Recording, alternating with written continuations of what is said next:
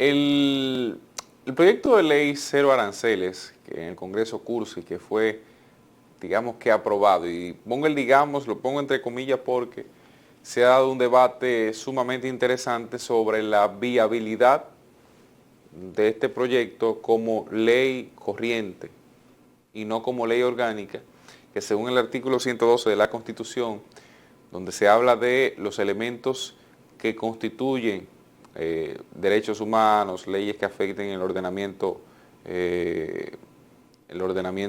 fiscal, o sea, la cobranza de impuestos y leyes de otras naturalezas, tienen que pasar por el sedazo sobre la base de una aprobación de 2/3 de la Cámara de Diputados y del Senado de la República.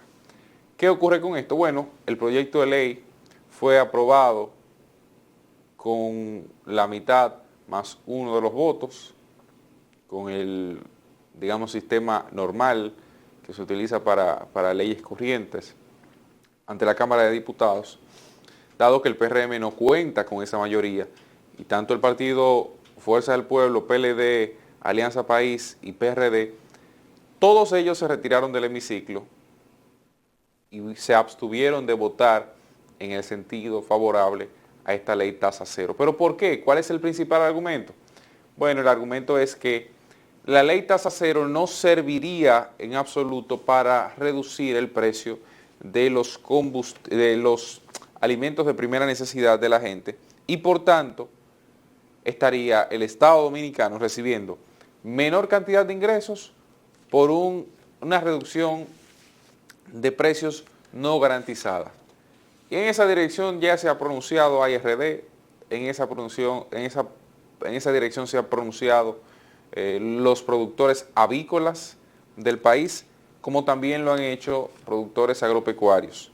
Sin embargo, el gobierno dominicano insiste en utilizar este mecanismo como la salida o como una herramienta ante la crisis. Leonel Fernández desde la oposición se ha opuesto. El PLD institucionalmente fijó una posición contraria a lo planteado. Y argumentos hay de sobras para, digamos que, utilizar la misma herramienta que se ha utilizado en otros países, pero también argumentos hay de sobras para ver lo contrario.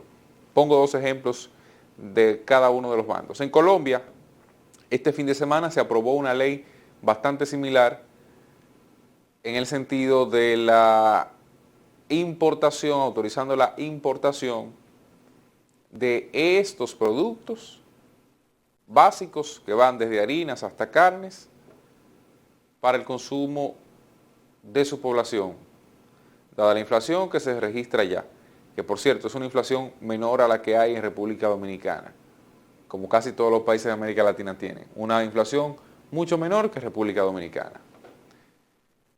Pero ¿qué ha pasado allá? Bueno, todavía la ley no ha entrado en vigencia, está en un proceso de probar, digamos, de experimentar el resultado de la misma. ¿Qué hay en la acera de enfrente? Bueno, ahí está Puerto Rico, a quienes se le aprobó ya hace años un proyecto de ley que da sendas facilidades a la importación de productos aun siendo los que ellos produzcan en su territorio. Y sobre esa base se acabó con el campo en Puerto Rico. En Puerto Rico los granjeros pasaron a nada, los agricultores pasaron a nada, los desarrolladores del ganado avícola pasaron a nada, y uno termina preguntándose, ¿valió la pena?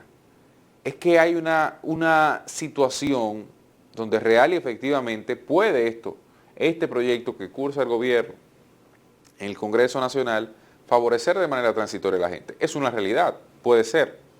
Imagínese usted, para poner un ejemplo, la carne de pollo, usted la compra 80 pesos hoy en el supermercado, y esa carne de pollo, durante el periodo de los 6 meses de importación, usted puede conseguirla a 60 pesos. 60 pesos. Perfecto, usted se está ahorrando 20 pesos por libra de carne.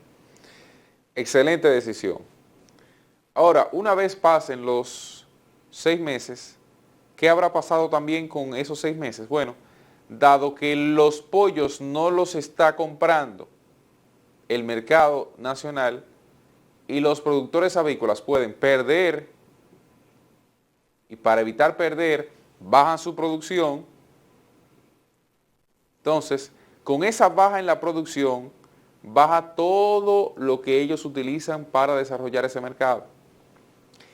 Y el pollo, ellos lo seguirán vendiendo a 80 pesos, quizás un poquito más caro, porque no podrán sustentar ni comprar en la misma cantidad que compraban anteriormente, pero ahora tienen una gravedad mayor.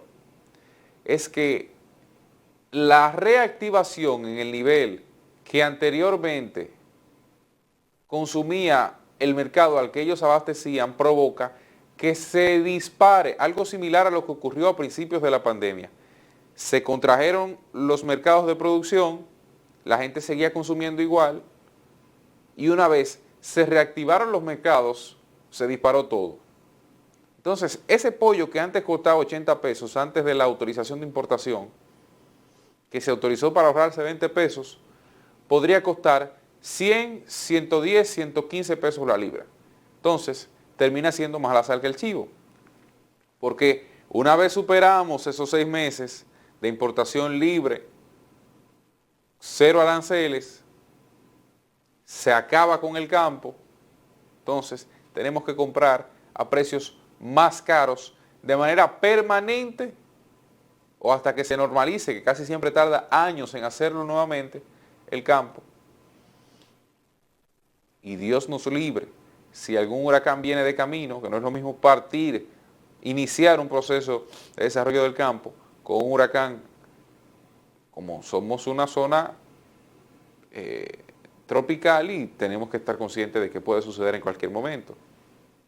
A usted seguir el nivel de su negocio y ese dinero que son más de 260 millones de pesos que dejará de recibir el Estado durante ese periodo de tiempo por la importación sin impuestos, utilizarlo en el subsidio o en la eliminación de otro tipo de productos primos, de materias primas que van a ser utilizados en el campo.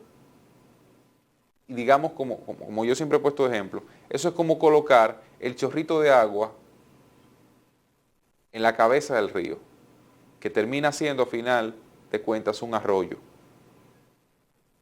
Pero si queremos poner ese mismo chorrito de agua, al final del camino no pasará de ser un chorrito de agua. Entonces, eso es lo que está sucediendo en pocas palabras, o lo que podría suceder en pocas palabras, con la aprobación de esta ley.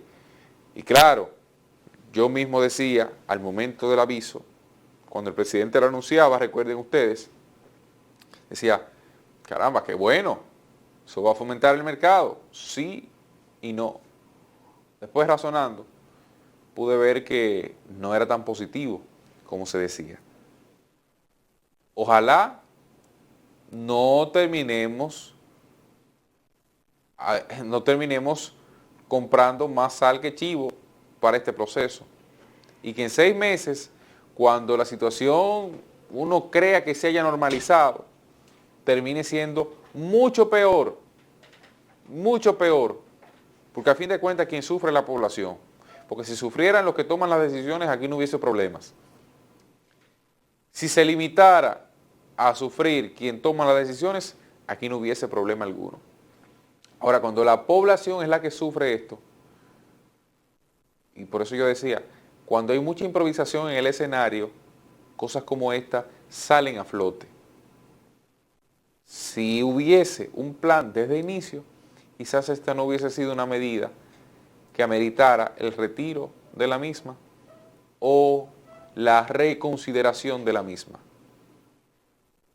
Y eso es la vía hoy sugerida por casi todos los sectores. Si la institución, la IRD, por ejemplo, que es una de las principales comercializadoras, porque son los productores, son los industriales, me dice a mí que eso no va a poder garantizar una baja en el precio de los alimentos importados. Y son ellos quienes a fin de cuentas los llevan a los sitios donde se vende ese alimento. ¿Qué usted cree que va a pasar? Pero si los productores dicen lo mismo, si los productores dicen, eso es lo que puedes acabar con nosotros, y se acaba con nosotros, no tenemos forma de vender barato, porque lo poco que tengamos vamos a tener que venderlo al precio que realmente va. ¿Qué pasará? Bueno, es probable que estemos llegando a un momento donde la eternización de la importación quizás sea el mecanismo. Porque usted va a acabar con el campo y no tendrá forma de recomponerlo prontamente. Y eso toma tiempo, señores. La pandemia aquí no se sintió con todos los efectos que en otros países se sintió, porque aquí había alimento. Subió de precio, lógico. No estaban las mismas facilidades, pero había alimento. Tajo había. Hoy día podemos estar sintiéndonos más afectados que en el mismo tiempo de la pandemia, y eso debe evitarlo a todo costo el gobierno. Señores, nos vemos en breve en Despierta RD. No se mueva, mantenga la sintonía con Telecentro, y mañana a las 5 de la mañana nos encontramos en su espacio a la misma hora.